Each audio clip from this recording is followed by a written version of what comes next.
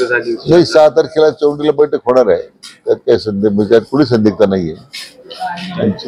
त्यामुळे बैठक झाल्यानंतर मग 3 कार्यक्रम नगरमध्ये आहेत. एक तर आपलं जे नवीन शासकीय विश्रामगृह बांधलं आपण त्याचं उद्घाटन आहे.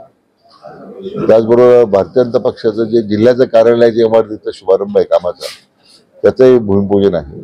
नाही, मी काल माध्यमांमध्ये बातमी पाहिली मी त्यांच्या संदर्भामध्ये. त्यांनी आता जो काही निर्णय केलाय, माझं काही त्यांचं बोलणं झालं नाही अजून. पण आता मला वाटतं सरकारने या बाबतीमध्ये जो निर्णय आरक्षण देण्यासंदर्भात केला होता माननीय एकनाथ शिंदे मुख्यमंत्री असताना, तो अजून मान्य सर्वोच्च न्यायालयामध्ये अजून तो निर्णयाला कोणी स्थगिती मिळालेली नाही.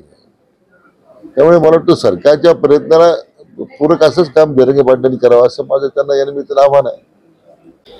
असं की या जातीय जनगणनेच्या संदर्भामध्ये बऱ्याच दिवस याच्यावर चर्चा होती. आता सरकारने एक भूमिका घेतली. आता त्याच्यावर पुन्हा का टीका करतं, म्हणजे मला वाटतं जे विरोधक एवढे वैफल्यग्रस्त झालेले आहेत की त्यांना कुठलाच मुद्दा मिळत नाही. आता जातीय जनगणनेच्या संदर्भात त्यांचीच मागणी होती, ती आता सरकारने स्वीकारली. आणि त्याच्यामुळे आज देशातल्या सगळ्याच राज्यांमध्ये ते होणार आहे. त्याच्यामध्ये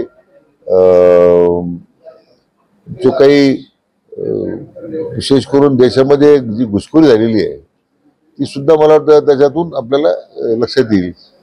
कारण सरकारी योजनेचा लाभ किती त्या योजनेचा जो गैरफायदा घेतात काही मंडळी, त्या निमित्तानं उघड होणार आहे.